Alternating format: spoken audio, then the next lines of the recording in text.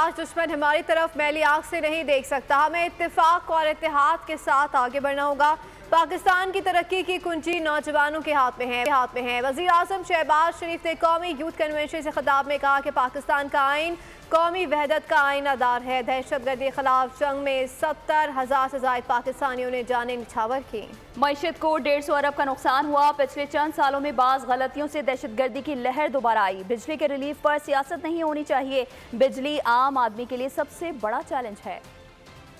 پاکستان ایک ایٹمی قوت ہے. قیامت تک دشمن جو ہے ہماری طرف میلی آنکھ سے دیکھ نہیں سکتا.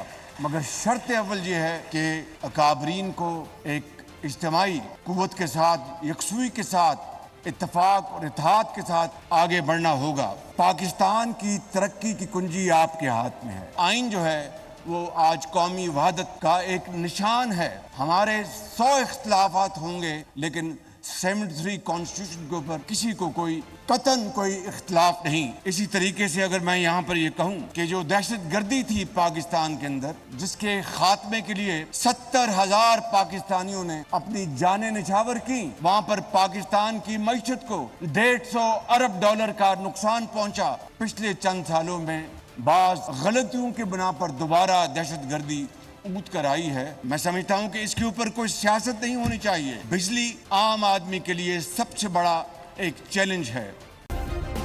سبسکرائب کریں اور بیل دبائیں تاکہ کوئی خبر رہ نہ جائے.